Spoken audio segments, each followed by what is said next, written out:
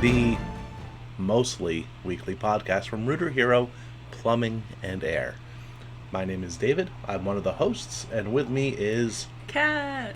And together We're on the attack. So it's like it goes in waves with how we do that.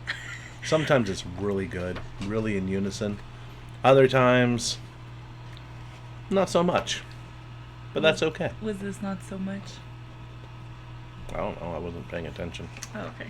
Just saying, from when I listen back to it, So. It's because sometimes I start on the together, and sometimes I just let you do together, and then I say on the attack. Wouldn't together make the most sense, though? Yeah. Okay. Next time. All right. Next time. I got my coffee. You got your water. Yeah. I got my Canada Dry, 0 sugar, ginger ale. Yeah. Because why not? Because why not? I'm double fisting here. So it's like a chaser for my coffee. That's interesting. It's because it's the coffee from this morning. Oh. Is it like room temperature already? Yeah. Here's like room temperature, right? And the coffee's like right here. Oh, okay. So it's just... Yeah, it's above lukewarm. Yes. You know what? I'm not going to waste coffee. No, yeah. Why would you? And then Jackie's not here, and I don't know if anybody's made coffee today. So, which I know I very well could have. But I've been kind of sequestered. Yeah, you looked very busy today. Yeah, it's Tuesday, I think. Yeah. Okay. Yeah, I get days of the week mixed up sometimes. It happens. It does, unfortunately. Plus, I'm getting old. Sometimes I don't even know what year we're in. Does that ever happen to you? For like passing moments. Right? And then it's like I still like halfway believe that like the 90s was only like 15 years ago. Dang, it was not. No, it was like 30. Yeah, that's okay. Which is weird because like the way that we talk about the 90s now is like how we talked about the 60s in the 90s. In the 90s. And that is a massive head trip. Yeah. And I don't like it. If you really think about it, it really is. Yeah, we're closer to 2050 than the 90s. Dang, that's crazy. I think I did the math there right. Yeah, I was pretty sure I did. But yeah, I think so. Yeah, 27 years. Yeah. We're yeah. Good. Yeah. We're in the future. We're in the future. Not that good of a future, is it? We won't talk about that. Okay. So, but I am going to talk about it a little bit. Oh, okay. So, all right. Back in the 80s, 90s, there was a sub-genre of science fiction called cyberpunk. Okay. You might be familiar with it because a game called Cyberpunk just came out recently. In the last few years, didn't do very well. They overreached. But what it is a very, very near future where pretty much corporations have pretty much taken over. Okay. Right? Most of the governments are ruled by corporations. There's cool, like, gadgets and stuff, right? Like a lot of virtual reality and stuff like that. Mm-hmm. But most of the people are really, really poor, right? They live in slums, right? And the rich go to these extravagant parties and blah, blah, blah, blah, blah. And I was thinking the other day, it's like, wow, that came true. I was like, wow, that's pretty accurate. Yeah, like all the bad stuff came true, and all the good stuff is still yet to happen. So William Gibson, who wrote Neuromancer, which is the first like real cyberpunk book, was a prophet. He knew something. Yeah. And like 9 years ago, he retweeted a picture of my cat. Yeah. That was my first taste of celebrity status. Were you like, oh my god? I was like, wow. William effing Gibson. One of my favorite authors. So, there we go. Cats and cyberpunk. But it's scary to think of. Like, it's like, oh, look at that. Yeah. It is. Yeah, it's weird to think about it, and like, Yeah. it's weird. It's weirder to me, like, when predictions come true, or like, have you heard the Simpsons theory? Oh, well, yeah, yeah. They've predicted everything, and it's kind of crazy. Like, it's kind of crazy until you like realize they have like 1 million episodes. So like, ideas just yeah. You throw enough like mud at a barn, and some of it will stick. You know. But I think it's just like. But it's crazy. How accurate they are too. Yeah, they predicted Trump and all that other stuff. Yeah. So, yeah, what are you gonna do? That's crazy. Yeah. So, how have you been in the days since I've last saw you? Good. Good. How are you? Peachy keen and squeaky clean. Same. Yeah. Yeah. So, before we started recording, you said that you went to the beach. Yeah. How was that? It was super fun. Okay. But yeah, the waves were insane and got some bumps and bruises. And yeah. All right. Which beach did you go to? Zuma Beach. That's a good one. Yeah, and I'm like, okay, so I'm tall. Obviously, like, we went further in the water, but like, the water was like right here. That's crazy. Yeah, and then like you would get hit, and we'd like roll all the way to shore. See, first, I don't really like going to the beach because I can like look at the beach and get a sunburn. Oh, like, definitely. Like my shoulders, like yeah. Yeah. Red. Like I can look at a picture of the beach, and it will be like, oh, that's good enough. But when I do get dragged there, I like standing where the waves just come in, and then looking down at the water, and then getting like massive vertigo. Because you get dizzy. Yeah, and it's like you save so much money. You don't even have to go to a bar. Oh, that's true. Yeah, yeah. And it's just like, oh. I'm getting 3rd-degree burns right now, but no, yeah, the sun was insane. But sunscreen was the way to go. It healed my sunburn very fast. Yeah. Don't get me started on sunscreen. You don't like sunscreen? Look it up sometime. Okay. We'll talk about sunscreen another day. Yeah, that's another episode. What are we talking about today, David? Oh, I have no idea, dude. Okay. Well, we're talking about... I know what we're talking about. Okay. We're talking about unexpected lessons that you can learn from other industries. Oh, yeah. That's a good topic. I wonder who came up with that one. I wonder. Huh. It was me. It was David. So, yeah, because, a lot of companies, a lot of businesses, a lot of people don't look outward, right? They're not looking at what other industries are doing to make things better within their own company. They're just looking within their specific niche. Yeah. So, which is apparently the correct way to pronounce niche. Niche. Niche. I've never heard anyone say niche. That's all I've heard people say. Really? Yeah. Niche. Niche. Like Nietzsche. But, so all these companies within an industry will all look like every other company in the industry with slight variations. Right. So, plus there's a lot of flow between companies in the industry where some person will leave this company and go to this company in the same industry, and they bring what they learned from this one to that one, stuff like that. Yeah. Right. So a lot of stuff like that. And what I'm saying, what we're saying, and what probably is a good idea is to look outside your industry to bring in things that work or that can be molded to help your business grow. So, like the easiest one that I can think of right off the top of my head without looking at my notes, which she stole from me. You gave them to me. Here, I'll go back. I don't even need these. I will later. Is like, you know how when you order something from like, and I think we've even discussed this before in the podcast, but we have like almost 60 episodes. Next week. Yeah. Really? Yeah.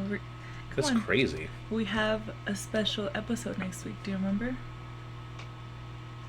Yes. No, you don't. No. We're gonna come up with jokes. Oh, yeah. Plumbing jokes. Yeah. You know what we should also do?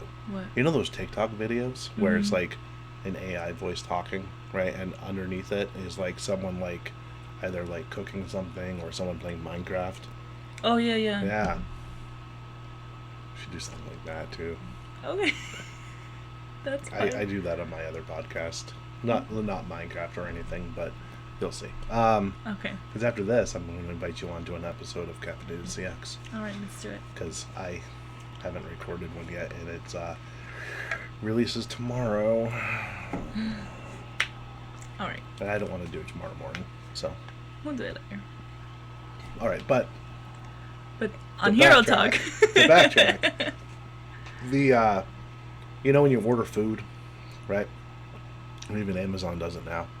And you get to see where the delivery driver is on the way to your house. Oh, yeah. Right? So, and Uber, Lyft do it, obviously. Mm-hmm. Right? But service companies can do it too. Because what's the alternative? You don't know you don't know what's happening. Right? Yeah. So, using an Uber-like map tracking, right, can, one, reduce callbacks, right? Yeah, to see, hey, how far is my technician? Yeah, it will increase customer experience because they know where the technician is in relation to their house. And it's cool. And it should be utilized in every company that has, like, service. Yeah, I agree. Especially, like, companies like, cable companies. Oh, yeah, because you have to wait all day for them. It's like, oh, my appointment's between 8 a.m. and 8 p.m. Great. Guess I'll stay home all day. Yep. That actually happened to us on the way to the beach. We got a flat tire.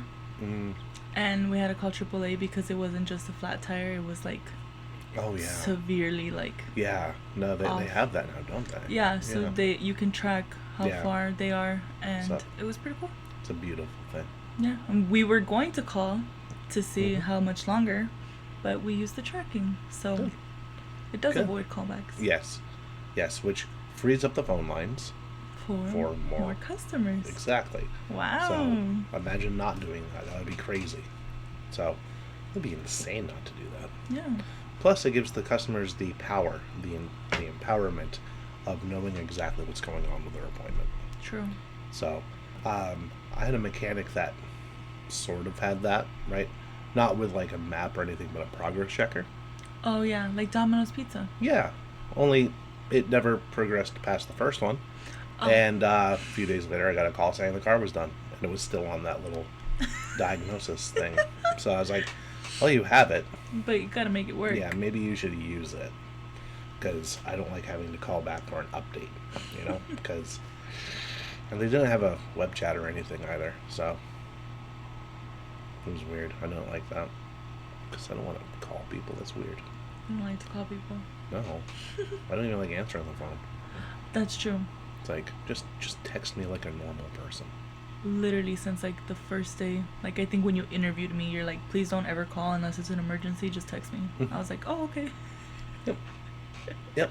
And the funny thing is, your name under my contacts is Kate. I know. I remember like the first 2 days you were calling me Kate, and I was like, it's Kat. It is what it is. And it's still Kate. Yeah, but I know who you are. I don't know anybody named Kate, so... In fact, I think I've met one person named Kate in my entire life, and that was like in middle school. Dang. Okay. Well, that's what it is. I'm Kate. It's fine. It's fine. I'm going to steal your notes again. Yeah. Do it up. Okay. So, aside from your awesome example of the little... It was an awesome example. Thank you. I really liked it. Yeah. Let's talk about applying hospitality. Hospitality. Industry principles to So like hotels. Yeah. Maybe not motels. Hotels. Hotels. Not the rent by the hour motels that are down the street. But like hotels, the big ones. Yeah, much, much better now than Airbnb. Really? You think so? Yeah. I think it depends. It does, but like the way that Airbnb has been lately, with like the cleaning fees and all these other fees, All and the fees. hey, you can't be coming back here after 10 p.m. That's true. That stuff, like hotels, they don't care. Yeah, but they do have the same fees. Sometimes they even have like resort fees. Yeah, but you know it going in, right? That's true. You don't get yelled at by the owner for not making your bed. They have people that come in and make your bed for you, and they tuck in the sheets, which is no, but I hate the sheets being. And they leave a little mint on your pillow sometimes. True. And they have a refrigerator there that you can't touch, otherwise you're gonna be in debt for the rest of your life. To go, $20 for a $1 thing of whiskey. Amazing. So what can we apply from the hotel industry? I have no idea. You have my notes. Thank you.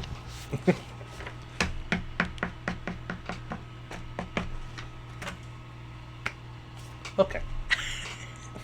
Number one, personalization, right? Treating every customer as an individual. Yes. Rather than a transaction, right? And a lot of companies make this mistake. They really mess this up. Yeah. Because they treat their customers like a paycheck or like another number on their spreadsheet. True. So don't do that. I mean, if you're a direct competitor, by all means do that. But if you want your business to grow, if you want your business to be like shouted from the mountaintops as the pinnacle in your industry, in your area, then yes, personalize the customer. Yeah. Right? So use their names, and not just on the initial booking call, right? But every time, and not just when you say, "Hey, is Matt there?" That doesn't count. No. Okay, that's like verifying that you're going to talk to someone. That's not the same thing as using their name in a conversation. Yeah. Right. So weird. Remember their preferences. That's another one. On Service Titan, and I'm assuming every other CRM out there, right? You can make notes on a customer profile, right? It's like, hey, this person has a dog. The dog's name is Ralph, right? Or this person prefers to be texted as opposed to called. Yeah. Things like that. You can put that on the customer profile. That way, if they ever use you again in the future, if you need to reach back out to them, you know what their preferences are. When you get to the house, you can say, hey, how's Ralph? I brought Ralph a milk bone. Yeah. And if you want to build rapport with someone, especially if they call them their like fur babies, which is weird, but pets are not children. But I get it. You can build a lot of rapport by remembering the pet's name. My dog is my child. But I don't have a child. So, you know what I mean? As long as you value human life over the a dog. animal's life, it's all good. It's all gravy. But for now, he's my child. Yeah, for now. But placeholder maybe. Okay. He's a placeholder. Aww. I'm sure he's lovely. He is. All right, and then I'm gonna bring him one time. Then the last one on that is tailored services, right? So adapt your services to address the specific needs and concerns of each customer, right? This might involve offering customized solutions based on the customer's property, budget, and preferences. This is why a lot of companies usually, and they should, give out options, right? Mm-hmm. That will fit any budget, right? You can't just look at a house and be like, oh, wow, this is a big, nice house. They must have lots of money. Yeah. It's like, it's 2023. They probably don't. Yep. Sorry. And also, if, like, You can give options as in time frames. You can give options. There's a lot of ways Right. to give options in this industry. Right. One of the things that people need to remember is to make it as convenient and as easy as possible for the customer to do business with you. Yeah. Don't make it easier for the company than it is for the customer. Offer time frames. You always have to roll out the red carpet Yes. for every customer. Yep. The red carpet, the white gloves, And the shoe covers. and the shoe covers. Imagine not wearing shoe covers. Or, no matter what your political beliefs were, putting on a mask a couple years ago. Just courtesy. That's all it is. Right? If someone wants you to wear a mask in their property, wear a mask. It's not going to kill you. Yeah. So, but what if I have a breathing problem? You don't. If you ever, never mind. Mhm. Anyways, next one. All right. So, the next one is attentive communication. So, basically, have clear communication because that is the hallmark of, well, customer service, right? So, Yeah. you have to keep customers informed and engaged throughout the entire service process from beginning to end. From the time they reach out to you, if not maybe even a little bit before, all the way through the finish line. What's the finish line? There's no finish line. It's forever. What? Are they going to stop using the bathroom? True. That's crazy. So, yeah. So, now, what you want to do is make sure they understand the procedures and the Mhm. policies. This is what we're going to do. This is what's going to happen, right? This is what you can expect, These are the steps. right? The customer should never be surprised by anything, Mm-hmm. right? It should be explained in normal language, not legalese or double, meaning things like, I can't even think of an example, but, yeah. One classic move that a lot of companies do that I've seen is use very vague terminology. Like, we have fast 24/7 response. Now, to the normal person, they're like, oh, cool. They'll get out quickly to solve my issue. But, because that's worded so weird, it's like, no, that's just when we're going to call you back. It's not when we're gonna go out there. Exactly. Um, It's English trickery. Not the country, the language. So I see you Got it. Brits. Come on, do you? So, so that's one. Keep everything simple, transparent. Yeah. All right. The next one is be proactive in addressing customers' questions and concerns. You should know your business, your company inside out, so that when anybody has a question, you're not like, I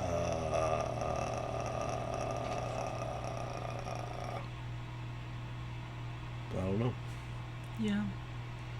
No, you should know. You should have enough service knowledge, enough product knowledge, and enough company knowledge to answer pretty much any question that the customer can ask. Yeah. Right? And if you don't know it, just make something up. They're not going to know. Just kidding. Don't do that. Or put them on a brief hold so you can ask Yeah, someone who yeah. would know. Yeah, that's true. I guess you could do that. And then regular updates. Now, if you don't have that cool Uber map tracking thing, regular updates. And then ask them how they want to be contacted. Some people don't want to be contacted every hour with a phone call. Because you know what? They might be busy. A text message, and one they don't need to reply to after the first one. Yeah, just It's like, just, hey, just letting you know. All right? They saw it. Don't worry about it. So, they don't need to reply to you to, this happened to me once, and it made me mad to, oh my gosh, I can't even explain. Got a text message saying that the service person was on the way to my house, and I didn't reply to it because I was like, oh cool, they're just letting me know. And then 3 hours go by, and I'm like, I texted back saying, what's the ETA on this? They're like, oh, well, you didn't respond, so We we canceled. we assumed you weren't home. Like, dude, That's terrible. dude. Like, when in doubt, call it out. And by it, I mean the customer, and out, I mean call them. So, Yeah. regular updates. Now, that whole Uber map thing that I was describing earlier, that takes care of that one, right? Unless the technician or the service person is going in like the opposite direction, or they stop at a restaurant, Yeah. right? It's like if they stop at a gas station, no big deal, right? They're getting gas. If they stop at a Home Depot or a supply store, They're you getting can supplies. understand that. Yeah. If they stop at IHOP. IHOP, then it's like, oh, all right, have lunch on me. I don't know. Bring me some pancakes. Yeah, yeah. Remember when IHOP tried to rebrand themselves as a burger place? Yeah. That was hilarious. Their burgers are pretty good though, but Yeah, they are. They are. their pancakes are. But their just... omelets have pancake batter in them. Do they? Yeah. Never knew That's that. why they're so fluffy.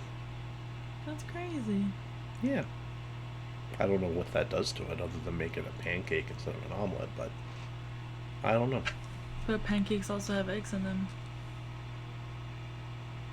I don't know. The pancake mix I have at home says just add water. Oh. I'm sure there's powdered eggs in there or something.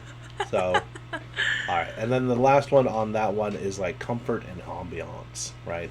So, you have to create a welcoming and comfortable environment for the customers, right? So, during on site visits and over the phone too, right? Mhm. Or however they book the appointments. Make your website easy to navigate. Yeah, that's Right. a big one. Make it visually appealing. Don't just have don't make it look like it was on like built on Angel Fire or GeoCities, right, with the little GIFs and everything. Yeah. So doesn't need to look like a MySpace page. Yeah. You're too young for MySpace. I know what it is. Oh, good, good. I never had one. But to be fair, I never had Facebook either. Yeah. Facebook is that place you go to log into other things. So it is what it is. So So that's applying hospitality. yeah, yeah.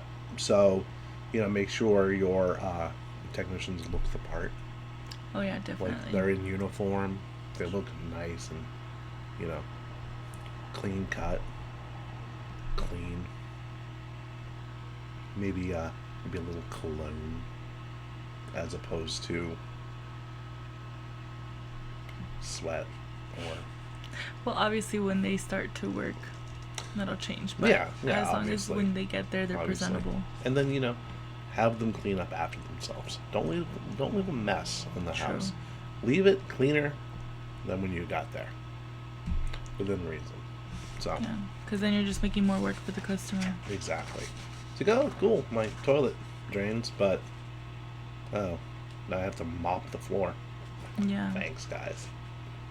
So, and then we can move on to the retail approach to service. Yeah. Right. So you can just walk into any higher end retail store.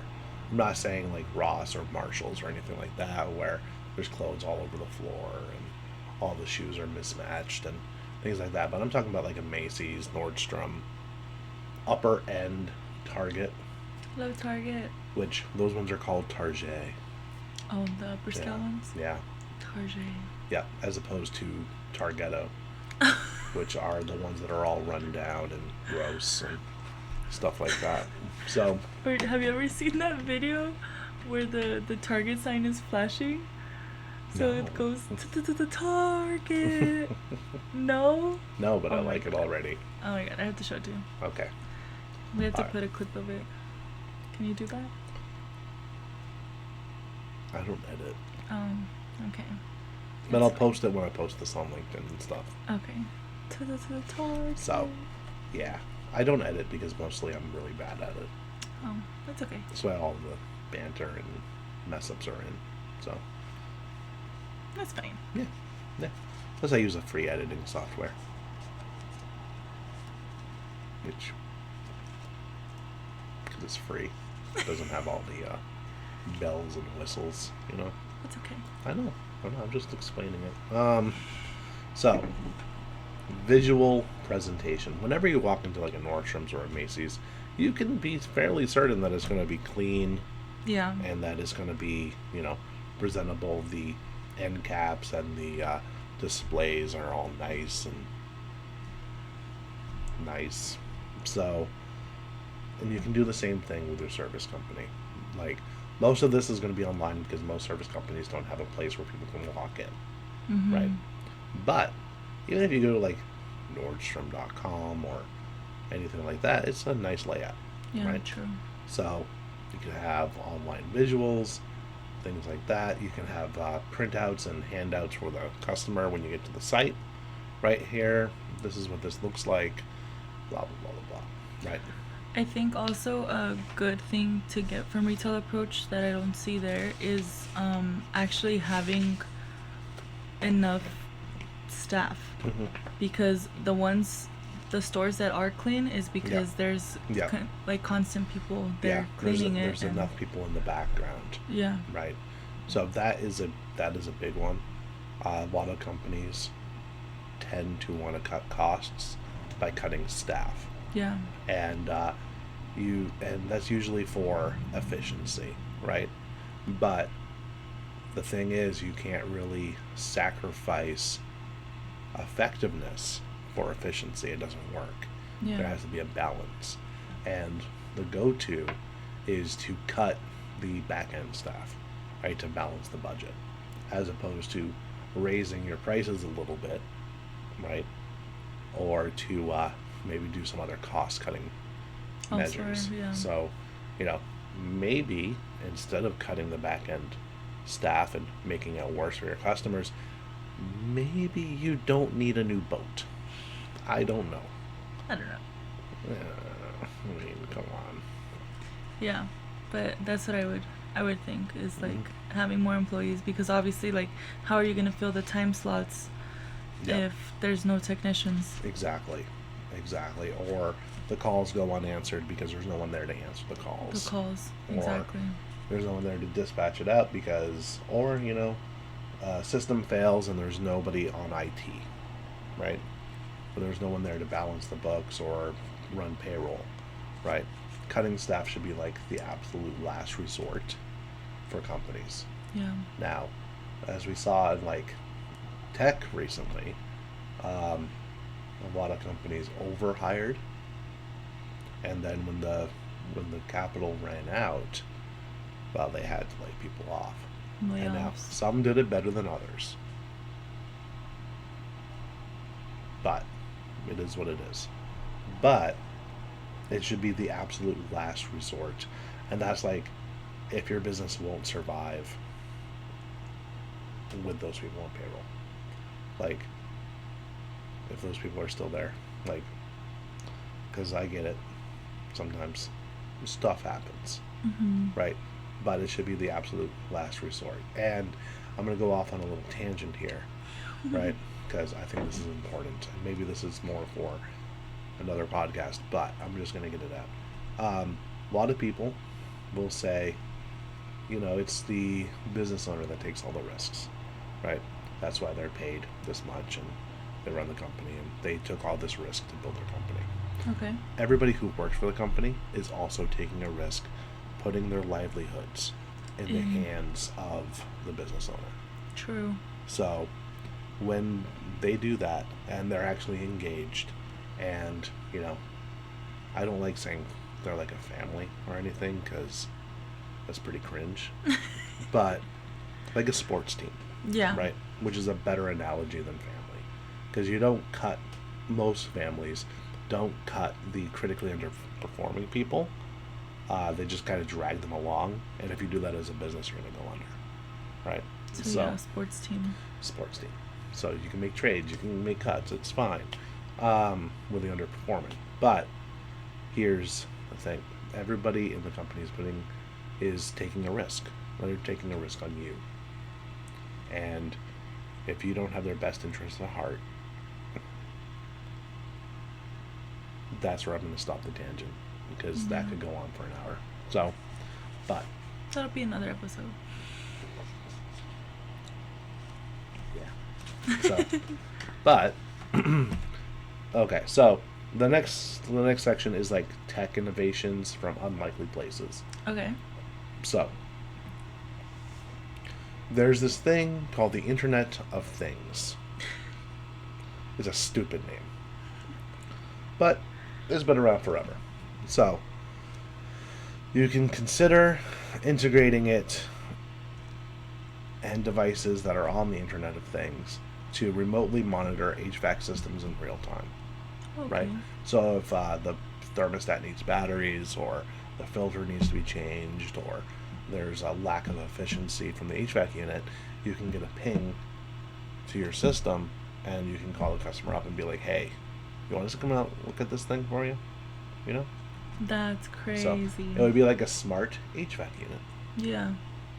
So the other one would be like predictive diagnostics, where it will provide data that aids in early detection of potential problems. So if water pressure goes down, if the water heater isn't heating that terrified water up, is what it is. And then things like predictive maintenance, where you can time out times between appointments, and then instead of having the customer have to reach back out to you when they need another service, you can be like, well, it looks like you've been using us about 6 to 7 months apart. We're at 5.5 month mark since your last service. Do you want to schedule anything? Let's get out there. Yeah, right? Like an oil change. Exactly.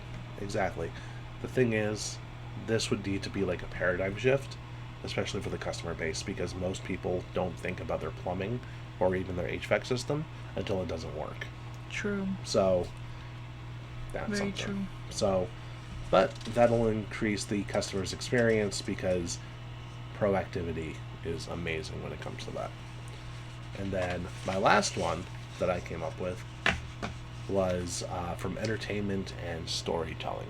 Right? Okay. This goes more into marketing and things like that, which a lot, ours isn't, but a lot of plumbing companies, commercials, social media, and this, that, and the other is incredibly boring and is all the same. Oh, sorry. Just kidding. I said other than ours. Just kidding. All right, so I hope so. Yeah. So you want to integrate storytelling into your social media posts, into your marketing, right? Because stories sell. Yeah. So you can draw inspiration from Hollywood, YouTube, right? TikTok even, of like the most influential people that are making videos like to a large audience. Sorry, Mike. I was knocked over the microphone. That's okay. So you want to have a narrative structure on those. So, and you can either have like one-shot stories, or you can have a story that stretches through multiple ads, through multiple posts. Through multiple right? days. Yeah. Mm-hmm. So, and then you want to put emotion into it as well, because human beings are emotional creatures. Now that might be good, that might be bad, I don't know. So, I'm not a psychologist. We're not robots. Right. Yeah. So, right. So, there's that. Put emotion in there, make it compelling, and storytell, right? The other way to do it is visual storytelling, right? So this is where video comes in, and video should be like the top thing that you're doing. Yeah. So, and that could be, you might want to go for TV ads. TV viewership has gone way down in the last decade, so that might not be that effective. Plus, it's really hard to track on the back end for marketing. Yeah. Because it is what it is. It's always been that way. TV and radio, hard to track. You can just usually see all the other marketing campaigns go up. So, which, yeah. But you don't know. So, that's the thing. But YouTube, TikTok, even Instagram Reels. Facebook has Reels too. It's the same thing as Instagram, though. Oh. It's all meta. Got it. And, Threads right now it's worth getting on, only because it's so new, right? But you can also share video to Twitter, everything else. So, Yeah. but it's worth doing, and as long as the videos are engaging, they don't even need to be top quality, right? You don't need like $1,000 setup No, when you definitely have an iPhone, right? Or a Samsung Galaxy S21 Ultra. So this is what I have. I need to upgrade. A lot of commercials are shot on iPhone too. Yep, yep. And Gary Vaynerchuk actually released a video like a few months ago where he was comparing like this top of the line SDR camera, and then I think it's SDR. I'm not a photographer. And then he had it compared to like footage taken on an iPhone 14, and it was like you really honestly couldn't tell the difference. Yeah. So It's just for looks. yeah. Remember at the holiday party, I was walking around with my camera, but I was taking pictures with my iPhone. Yep. It's all about appearances. So Yeah. it's you sell the sizzle, not the steak, as they say. So, but you want videos. You want them to be good. Some of the inspiration that you can take are from like pretty much anything. But Black Rifle Coffee has really engaging videos. Now you might not be able to use their same content or even content like style for your company, but you can do something similar that fits within your own brand. Yeah, just do Right. stuff that's fun, engaging, Yeah, that tells a and story. tells a story and relates to your brand. Yep. Other things you can do is like infographics, which are a little boring, but they work. Before and after photos and videos, customer testimonials that are not written out. Because honestly, honestly, when I read customer testimonials on websites, I don't believe them. I don't believe they're real. Like on review sites, yeah, I do. But if they're on the company's website, I'm like, especially if they're not like anywhere near like a link to the reviews, Oh yeah. I'm just like, no, these aren't real. Like they just generated them. Yeah. Like you just wrote this. How come all these reviews sound the same? True. Come on, guys. Be better. Do Be better. transparent. It's like, but all of this goes to show that you should reach out and observe what other industries are doing Definitely. that you could use, even if you have to twist them a little bit, to better your business and allow it to grow. Yeah, So, I agree. yeah. So, there we go. Do you have anything else to add? No, that's it. Okay, well, you can do the fee then. Okay. If you guys liked any part of this podcast, or even if you didn't like it, go ahead and give it a thumbs up and share with your friends and comment. Is there anything else? Review, rate, share, and subscribe. And subscribe to make the show grow. Yeah. And you know, if you're on YouTube watching this, hit the like button, man. Yeah. It's right there. Or, if you don't like it, tap that thumbs down button twice. Okay? Just show us that you really don't like it. Okay? Okay. Bye. Bye. Ladies and gentlemen, welcome to Target!